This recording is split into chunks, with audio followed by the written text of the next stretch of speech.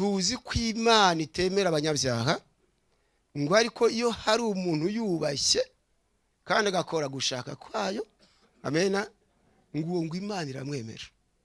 Twagendanye. Imana igira ite? Iramwemera. Maze kubwirwanyo, amena, ndongera ndabwirwa ngo bazashaka kumenya gushaka kw'Imana. Haleluya. Ngo bazasoma Abatesalonike. Iyo message muyikurikire cyane. Muzi ko turi gucunguza ubyumwe tugira ngo tuvuge muri make nyine. Bazasoma urwandiko rwa mbere Paulo yandikiye Abatesalonike igice cya 4 umurongo wa 3 kugeza ku wa 5. Iki Imana ishaka ni iki? Ni ukwezwa kwanyu, amena, no kwirinda gusambana. Twanyeranye ngo umuntu wese muri mwe amenye gutegeka umubiri we. Ubushake bw'Imana turi kubwumva kandi.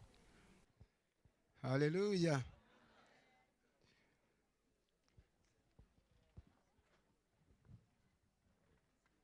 Abasuje mu izina rya Yesu muraho mwese. Haleluya. Nitwiye Kabumbye Etienne cyangwa Stefano. Paruwase yacu yitwa Rundoyi. Kera yitwaga Gasovu ariko ubuno ni paruwasi ya Rundoyi. Ubwo rero iri mu karere ka Rutsiro. Akaba ari mu ntara y'Uburengerazuba. Ndi pastori w'umuhamagaro. Ndubatse mfite umudamu n'abana 6. Amen. Reka ro twihute dukore nka rya sengesho mwumvise. Tusome ijambo ry'Imana mu Bakolosayi igice cya mbere umurongo ni wa 10. Amen. Turasoma mu rwandiko Paulo yandikiye Abakolosayi igice cya mbere turasoma umurongo wa 10. Hanyuma twumve ikimana idushakaho. Bafite biramwazirambura vuba twihuse. Abakolosayi igice cya mbere umurongo wa 10 haranditse ngo mugende nkuko bikwiriye ab'umwami wacu, mumunezeze muri byose, mwere imbuto z'imirimo myiza yose, kandi mumunguke kumenya Imana. Amen. Haleluya. Ijambo tugiye kuganiraho rifite intego ivuga ngo tugende nkuko bikwiriye ab'umwami wacu. Ntabwo tuzagenda nk'abapagani, tuzagenda nkuko bikwiriye abande ab'umwami wacu. Ntarinjira mu busobanuro, hano tumaze kumenyerana ariko nk'aba Penuel, ariko pasiteri wasanzwe nzi nta kibazo. Ariko urashobora ko ari n'abaje abambonye bwa mbere muri ikorare. Iyo ngandiriza abantu ijambo ry'Imana, ntabwo umwanya munini cyane wo kubahanga amaso, nubwo nyine nshishamo nkareba uko bari gukurikira, ariko umwanya munini ntabwo wo kubahanga amaso. Kandi si uko ntareba, ahubwo ni imihamagaro itandukanye. Amen. Iyo maze kumva ijambo ry'intego umwuka wera rishyize muri jye, ijambo ndarisoma, nyuma yo kurisoma muri njye agasigaramo undi murimo wo gusenga Imana, nyigisha inama. Ntese Imana kugira ngo anurusheho kumva neza iri jambo, ndarisobanura nte? Cyagiye ndi kugisha Uwiteka inama, ni gushobora kubona mbombetse amaso, ni nabwo ushobora kumva muze ngo dusoma aha ntarambuye Bibiliya, ntibigutangaze ku Mana byose birashoboka. Ni Imana yabyishakiye. Haleluya. Nta ruhare nabigizemo, ni ubushake bw'Imana ihamagara. Kandi kuva ari Imana yabyishakiye, icyubahiro ni icyayo. Turakomeje rero n'intego yacu itubwira ngo tugende nkuko bikwiriye ab'umwami wacu. Amen. Abakolosayi bamaze kwakira agakiza, Paulo arabandikira ababwira ko bagomba gutandukanya imigendere yabo n'iy'abandi. Ntabwo ati mugende nkuko bikwiriye ab'umwami wacu, ati mumunezeze muri byose. Tumunezeze muri bingahe? Hari igihe umuntu ashobora kunezeza Imana muri bimwe, ibindi akababaza Imana. Ariko ngo turasabwa kunezeza Imana muri byose. Amen. Buryo bavuze bati kanaka arasenga ariko buriya agira kamere itari nziza. Gusenga kunezeza Imana ariko iyo kamere ikababaza Imana. Tukugendana. None turasabwa kunezeza Imana muri bingahe? Muri byose. Ati mwere imbuto z'imirimo myiza yose kandi mwunguke kumenya Imana. Mfite ubutumwa rero Imana yampaye, ahubwo nari nzi ko nzageze uyu munsi naramaze kubutanga, ariko Imana yashimye ko mutanga uyu mugoroba. Amen. Nabaye nk'ubivugaho gato cyane ku wa mbere, mbabwira ko Imana yambwiye ko ishaka ko inzu yayo itandukana n'andi mazu. Twagendanye. Amen. Ko inzu y'Imana itandukana n'andi. Icyo gihe hari ku itariki 12 z'ukwezi kwa munani umwaka wa 2022, hari ku wa gatanu. Imana irambwira ngo uzambwirire itoro ngo ndashaka kubona itandukaniro hagati y'inzu yanjye n'andi mazu. Twagendanye. Amen. Haleluya. Imana irashaka kubona itandukaniro hagati y'inzu yayo n'andi mazu. Imana irambwira kuri iyo tariki ya 12 z'ukwa munani 2022 ari ku wa gatanu ngo bazashaka gutandukanya inzu y'Imana n'andi mazu. Amen. Ngo bazasoma ijambo ry'Imana mu butumwa bwiza kubwanditswe na Yohana igice cya 9 umurongo wa 31.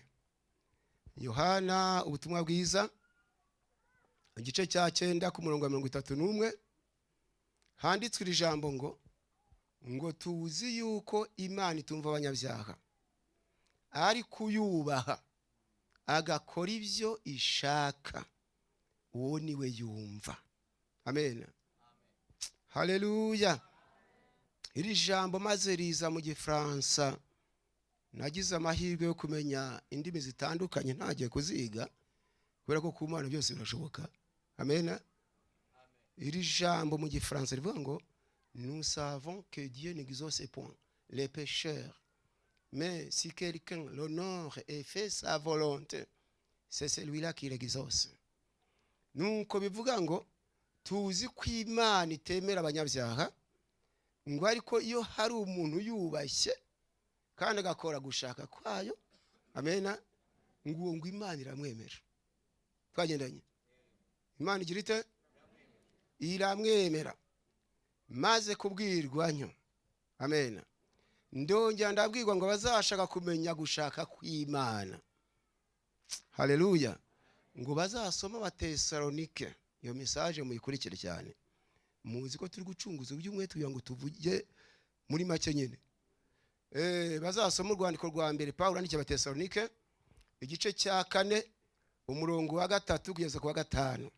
Urwandiko rwa mbere Paulo yandikiye Abatesalonike igice ni cya 4 umurongo wa 3 kugeza ku wa 5. Handitswe iri jambo ngo iki Imana ishaka ni iki? Ni ukwezwa kwanyu. Amen. No kwirinda gusambana. Twagendanye. Ngo umuntu wese muri mwe amenye gutegeka umubiri we. Ubushake bw'Imana turi kubwumva kandi. Haleluya. Iki Imana ishaka ni iki? Ni ukwezwa kwanyu no kwirinda gusambana. Ngo umuntu wese muri mwe, ubwo tuvuge umuntu wese muri twe, wese agana he? Muri twebwe. Amen. Amenye gutegeka umubiri we, wezwe, ufite icyubahiro. Ku murongo wa 5 ngo mudatwarwa n'irari ryo kurigira nk'abapagani batazi Imana. Turugendana. Intego yacu ngo tugende nkuko ukwiriye abande abo umwami wacu. Amen. Kandi Imana irashaka kubona itandukaniro hagati y'inzu yayo n'andi mazu. Wenda wambaza utese inzu y'Imana yavugwaga ni yihe? Aho si urusengero wenda Imana yavugaga nk'uru ruri kubakwa hano SEGEEM. Igisubizo nuko atari ko biri. Urusengero rwitwa ihema ry'ibonaniro. Mwanyumva neza? Ariko inzu y'Imana aho Imana itura ni mu mitima yacu twebwe ubwacu. Amen. Murasoma abakorinto urwandiko rwa kabiri Pawulo yandikiye abakorinto, murasoma igice cya 6 umurongo wa 16. Urwandiko rwa kabiri Pawulo yandikiye abakorinto igice cya 6 umurongo wa 16 handitswe iri jambo ngo mbese urusengero rw'Imana rwahuza rute n'ibishushanyo bisengwa, ko turi urusengero rw'Imana ihoraho. Amen. Ngo turi iki? Urusengero rwande? Ko turi urusengero rw'Imana ihoraho, nk'uko Imana yabivuze iti nzatura muri bo ngendere muri bo. Amen. Nzaba Imana yabo no bazaba ubwoko bwanjye. Haleluya. Ngira ngo turimo dusobanukirwa inzu y'Imana. Twemeze Pawulo ajya kwandikira abakorinto iri jambo, yabonaga bifata uko babonye, manyumva, batazi ko ari inzu yande, ko ari inzu y'Imana. Abona abagabo biyandarika kandi ejo barakorera Imana. Abona abasore bifata uko bashatse. Abona abakobwa bajya mu gakungu nk'abandi bose. Abagore basuzugura nk'abandi.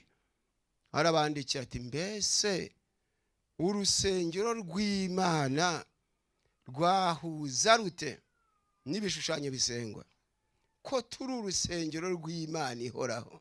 Amen. Iyo usomye muri Bibiliya y'Icyongereza usanga iri jambo rivuga ngo and the water agreement has the temple of God with the idols, for we are the temple of the living God. As God has said, I will dwell in them and walk among them, and I will be their God, and they shall be my people. Nuko bivuga ngo and the water agreement has the temple of God with the idols, for we are the temple of the living God. Bivuga ngo mbese nubuhe bumwe twagendanye, nubuhe bumwe buri hagati y'urusengero rw'Imana n'ibishushanyo bisengwa, ko turi urusengero rw'Imana ihoraho. Amen. Turi urusengero rwande rw'Imana ihoraho, nk'uko Imana yabivuze iti nzatura muri bo ngendere muri bo. Haleluya.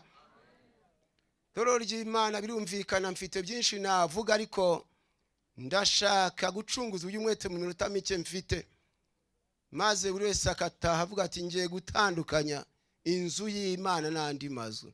Amen. Haleluya.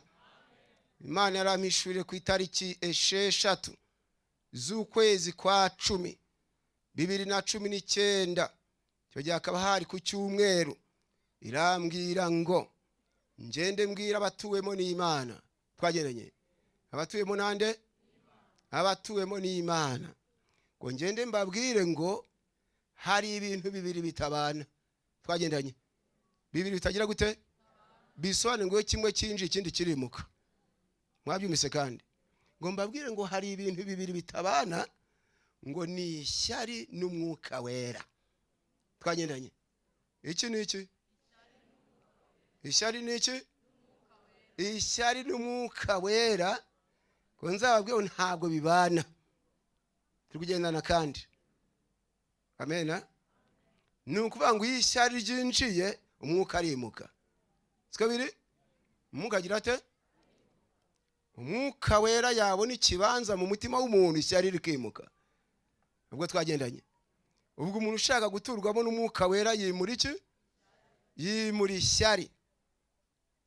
Baririmbyi ba Penuel Imana irabakoresheje, bararirimba bagera ku ikintu bita ubumwe, urukundo. Amen. Iki? Ndavuga nti uyu ni umwuka w'Imana ushaka guhuza message indimo n'ikimana mbenga n'ikimana kize muri bo. Amen. Ngo ishyari n'umwuka wera ntabwo bigira guteranya, ntabwo bibana. Ndabwiye nzabwira itorero ngo ushaka guturwamo n'Imana arasabwa kwirinda ishyari. Twagendanye ijambo ishyari rero ni ukuvuga ngo niba nifuza kubaho ego nkifuza ko utabaho, ubwo mfite ishyari. Mwanyumva? Twagendanye niba ndifuza kurya ariko abandi nkifuza ko bicwa n'inzara, iryo ni ishyari. Iryo ni iki? Niba Imana iguhaye akazi ukumva mwene se atabona akazi, yaba umushomeri, iryo ni ishyari. Iryo ni iki? Niba wubatse urugo ukumva abakobwa bakanaka bahera iwabo, iryo ni ishyari. Ni iki? Ni ishyari. Niba warubatse urugo ukabyara kumva abandi babingumba ntibabyare, iryo si ishyarira. Iryo ni iki? Ubwo aho ryimutse rero birashaka kuvuga ngo iby'Imana inkoreye nifuze ko ibikorera n'abandi. Amena. Imana nimfasha nkabona ndubatse, Imana nabakana kubibuke. Haleluya. Imana ningirira neza nkabona impaye ibyo kurya, ntari kurakoze Imana, ariko wibutse n'abandi wabyaba byiza. Haleluya. Turi kugenda nariko Imana ibafashe cyane. Gusa ndagira ngo ubanze usomire ijambo ryo mu Bafilipi numva umwuka wera asunika. Amen. Abafilipi igice cya 3 umurongo wa 18 na 19. Intego yacu ngo tugende nk'uko bikwiriye ab'umwami wacu, tumunezeze muri byose kandi twere imbuto z'imirimo myiza yose. Amen. Ariko reba Abafilipi igice cya 3 umurongo wa 18 na 19, urasanga handitswe iri jambo ngo hariho benshi bagenda ukundi. Twagendanye, hariho benshi bagira gute? Ubwo nabanyuranya n'iri jambo turi kwigaho. Hariho benshi bagenda ukundi, aho nababwiye kenshi, nanone ndababwira ndira yuko ari abanzi b'umusaraba wa Kristo. Twagendanye, abagenda ukundi n'abanzi b'iki? N'abanzi umusaraba wande? N'abanzi b'umusaraba wa Kristo. Umurongo wa 19, amaherezo yabo ni ukurimbuka. Niko bimeze? Amaherezo yabo ni ayahe? Imana yabo ni inda. Niko muri kubibona? Imana yabo ni iyihe? Imana yabo ni inda. Twagendanye, biratana ibiteye isoni byabo, bahoza umutima ku by'isi. Tukugendana ariko abagenda ukundi, abagira gute? Abagenda ukundi, mbese banyuranya n'iri jambo tubwiwe ngo mugende nk'uko bikwira umwami wacu, bo bakagenda ukundi. Twagendanye, bakagenda ukundi ngo abo n'abanzi b'umusaraba wa Kristo kandi amaherezo yabo ni ukurimbuka. Imana itugenderere cyane. Ndagira ngo Imana idushoboze gutandukanya inzu y'Imana n'andi mazu, bisobanura ngo abakristo batandukane n'abapagani. Amen. Haleluya. Abapagani nibavangura amoko, mujye mwibuka ko twebwe turi inzu y'Imana. Twibuke ko mu ijuru nta moko abayo. Twagendanye, abapagani nibagira inzangano mu bibaharire. Mwanyumvise neza? Muyibarekere, twebwe turi abana b'Imana, turasabwa kurangwa n'urukundo. Amen. Kurangwa n'iki? Hajya ngo ishyari n'umwuka wera ntabwo bigira gute? Ntabwo bibana. Kambabwire gato cyane ku muntu wagiye gusenga Imana, ariko muri we harimo umwuka w'ishyari. Harimo iki? Umwuka w'ishyari. Umugabo umwe ngo agiye gusenga Imana, asaba Imana ko imuha umugisha. Kwimuha iki? Arasenga ati, Mana ntiwangira neza ukampa umugisha, nanjye ukagura imbago yanjye. Maze ngo asenza atyo, Imana iramwumva. Biramubwira iti, umva rero, nsaba umugisha ushaka ndawuguha, ariko mugenzi wawe muturanye ndamukubira kabiri. Twagendanye ariko mwamwicanye neza. Nsaba umugisha ushaka, amena, ndawuguha, ariko mugenzi wawe muturanye ndamukubira kabiri. Mwabyumvise neza? Noneho wa muntu wagiye gusenga yumva ishyari riracumbye mu mutima, yumva abuze amahoro, aritonganya ngo si ibingibi Imana ibikoreye iki? Ubu ni ukuvuga ko ninyisaba miliyoni 10 kanaka iramuha 20. Twagendanye, mwaneza amatwi. Ninyisaba miliyoni 20 kanaka iramuha 40. none se ubwo Imana ibikoreye iki? Turi kugendana. Agiye kubera ko nyine ishyari ni ikintu kibi. Agiye kuhindura amasengesho ngo arasenga ati Imana namenye ikintu urankorera, umugisha nshaka nuko urankura mu ijisho rimwe. Ubwira ashaka ko kanaka imukuramwe abiri. Mwabyumvise neza ariko ishyari mumvise icyo ribyaye? Gukurwa mu iki? Gukurwa mu ijisho. Nuko Imana iramwumva, yumvira ababaye, aramubwira iti waba umupfu. Ati si ibyo ushaka, ijisho birikuyemo. Irikuyemo rero ubwo ategereje ko kanaka imukuramwe abiri. Twagendanye. Yarategereza, Imana ntiyabikora. Mwanyuma neza. Ntiyagira ite? Ntiyabikora. Abonye rero Imana idakoze uko yifuza, atangira kugira umubabaro no gutonganya Imana. Ariko Mana nawe usigaye ubeshya. None se ko wakomeje kugira amaso yabiri kandi warambwiye ngo uzamukubira kabiri.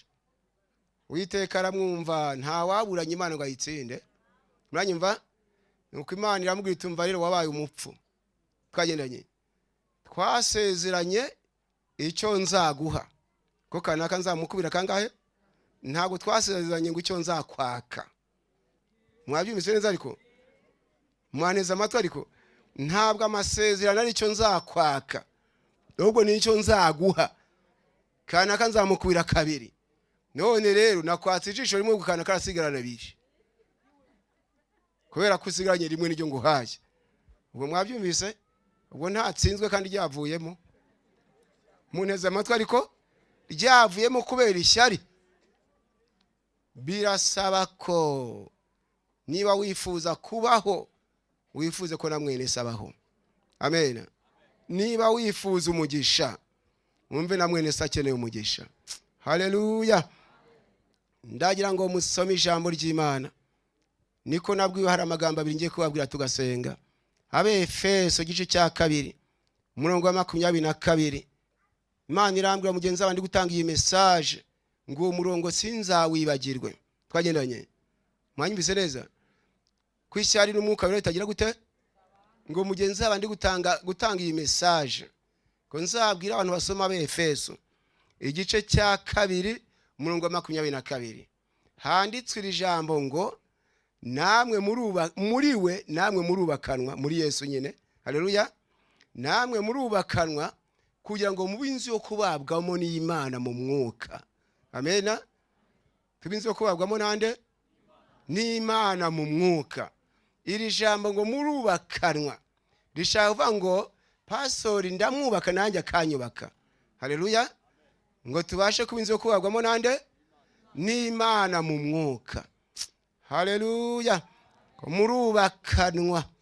Mwanyumvise neza ariko? Bigaragara ngo nta ushobora kwigira. Numva ngo nshobora guhaguruka nkavuga ijambo ry'Imana mu kubakwa. Korali yahaguruka ikaririmba nkubakwa, ubwo turi kubakanwa. Amena. Turi kugira gute? Turi kubakanwa. Nyirakana kayasenga nyibuka mu masengesho, ubwo nanjye ari kunyubaka. Siko biri se? Amena. Turubakanwa ngo tubinze yo kubabwamo nandi hajya. N'Imana mu mwuka. Fita amatwi yumve. Reka dusoma Yohana igice cya 13. Maze iri jambo nimara kurivugaho hari gato cyane raba ku kintu bita gutegeka umubiri, ubundi dusenga Imana. Amena. Mu butumwa bwiza bwanditswe na Yohana igice cya 13 umurongo wa 34 na 35. Yesu aravuga ati ndabaha itegeko rishya ngo mukundane. Amena. Mugire gute? Mukundane nkuko nabakunze muba ariko namwe mukundana. Amena. Ageze hepfo kwa 35 ngo ibyo nibyo bose bazabamenyeraho ko muri abigishwa banje ni mukundana. Amena. Ibyo nibyo bose mwabyumvise neza? Icyo bazatumenyeraho ni ishyari, ni ukugira gute? Ni ugukundana. Amena. Haleluya. Ngo ibyo nibyo bose bazabamenyeraho ko muri abigishwa banje nimukundana. Amen. Kamabwire gatoshye. Burya ikigaragaza ubwene gihugu, mwanyumva neza? Kigaragaza iki? Ikigaragaza ubwene gihugu ntabwo ari ururimi. Mwanyumva neza? Ushobora kuvuga igifaransa utari umufaransa. Twagendanye. Wavuga icyongereza utari iki? Utari umwongereza. Twagendanye. Bisobanuye ngo ushobora no gusenga utari umukristo. Uneza amatwi ariko wanyumvise neza? Ushobora no kuririmba utari umukristo. Twagendanye. Niri jambo mvuga narivuga Imana itambara mu bakristo. Ariko ikigaragaza ubwene gihugu ni indangamuntu. Amena? Ngo niki? Indangamuntu. Ushobora kugera ku Nyabugogo ugasanga abapolisi barahagaze batizana icyangombwa kikuranga. Mwanyumvise neza? Ukabagurita rwose ni mwumve ndi umunyarwanda uri kuvuga ikinyarwanda. Ibyo wabibakangisha we? Wabibakangisha? Reka da. Ndayo mbabwire ngo amena. Indangamuntu igaragaza abakristo n'urukundo. Haleluya. Ntidusomye se ngo ibyo nibyo bose bazabamenyeraho. Siko tubibonye? Ibyo bose bazagira gute? Bazatumenyeraho ko turi abigishwa ba Yesu. Mwumvise ngo ni idini bazatumenyeraho? Ni Yesu ashimwe? Ni ndakuramutsa Mariya? Ni Sabato? Ni icyumweru? Reka da. Yesu ati mukundane nkuko nabakunze. Amena. Haleluya. Ati ibyo nibyo bose bazabamenyeraho ko muri abigishwa banje nimukundana. Tugiye gusaba Imana iduhindanga muntu. Amen. Haleluya. Tusenga Imana iduhindanga muntu yitwa urukundo. Nibyo? Yitwa iki? Yitwa urukundo. Ubwo rero mu Batesalonike hari ijambo ntabura kubabwira tugahaguruka tugasenga Imana. Rya jambo twasomye nyene. Ngo iki Imana ishaka niki? Nukwezwa kwanyu no kwirinda gusambana. Ngo umuntu wese muri mwe amenye gutegeka umubiri we. Amen. Amenye kugira aterarya. Ubu rero iki kintu nacyo kirakomeye nuko nta mwanya mfite uhagije. Ijambo gutegeka umubiri ni message Imana yasabye kuvuga cyane. Twagendanye. Imibiri irategeka abakristo ugasanga abantu barasambana nk'abapagani. Imibiri yabategetse. Imibiri yagize gute? Ariko Imana irashaka ko ngo umuntu wese muri twe amenya gutegeka umubiri we. Amena. Amenya kugira ate? Amenya gutegeka umubiri we. Wezwe ufite icyubahiro mudatwarwa n'irari ryo kugira nk'abapagani batazi Imana. Yesu nadufashe cyane. Hili jambo ilisomye muri Biblia y'Igiswahili sanga ryanditse ngo haya ndiyo mapenzi ya Mungu, kutakaswa kwenu, muepukane na uasherati, kila mmoja wenu na ujue kuweza mwili wake katika heshima, katika utakatifu na heshima, si katika hali ya tamaa mbaya kama mataifa wasiomjua Mungu. Imana idufashe cyane. Hili jambo Biblia y'Igifaransa kavuga ngo ce que Dieu veut c'est votre sanctification, c'est que vous vous absteniez de l'impudicité, c'est que chacun de vous sache posséder son corps dans la sainteté et l'honnêteté, sans vous livrer à une convoitise passionne comme font les païens qui ne connaissent pas Dieu. Nuko birasaba ko rero, amen, birasaba ko nje nawe twiga gutegeka imibiri yacu. Amen. Mu Giswahili ngo Imana ashaka ko umuntu agira ububasha ku mubiri we. Mwanyumva? Agira ububasha kuki? Aho kugira ngo umubiri ujye umujyana aho ushaka, nushaka kureba amafilime nuko zasoni ngo yego twagendanye. Maneza amatwi ariko umutima nutekereza umugore wundi ati yewe ati ntabwo ndara ndyamye, oya iga gutegeka umubiri wawe. Amen. Haleluya. Iga gutegeka umubiri wawe ubashe kunezeza Imana. Ndagira ngo twanzure dusenga Imana. Imana iduhaye iminota mike, ejo hazaza izaduha n'indi myinshi. ariko reka twanzure dusenga Imana. Mbese indangamuntu ni bande bayikeneye kandi ukabifuza n'imbaraga zo gutegeka imibiri. Amen. Muhagurukira bifuza ubwo butware, muhagare mu mwanya wanyu dusenga Imana. Unumva Imana yamuha ubwo bubasha bwo gutegeka umubiri we, kandi ikamuha n'indangamuntu y'urukundo hagati y'abagenzi be, hagati ye n'abagenzi be. Ishyari rikava mu mutima we. Muhagurukire tugusengera Imana icyo kigukorera, maze mushumba bwate muze musenga Imana ikora imirimo mu itorero rya indangamuntu, nibura buri wese ayitahane. Uwiteka bagire neza. Arakoze cyane mushumba. Mbere kugira ngo dusenge Imana, dusengera iteraniro ryose muri rusange, dusaba Imana urukundo n'imbaraga zo gutegeka imibiri yacu. Birashoboka ko uri muri iri teraniro warananiwe gutegeka umubiri wawe, bikagutera kugwa mu byaha bitandukanye. Birashoboka ko uri aho utarakira Umwami Yesu nk'umukiza w'ubugingo bwawe, ariko uyu mwanya ukaba wumvise ijambo ry'Imana, ukumva waza tukagusengera by'umwihariko. Urahari, uri muri iri teraniro, zamura ikiganza uze tugusengera Imana.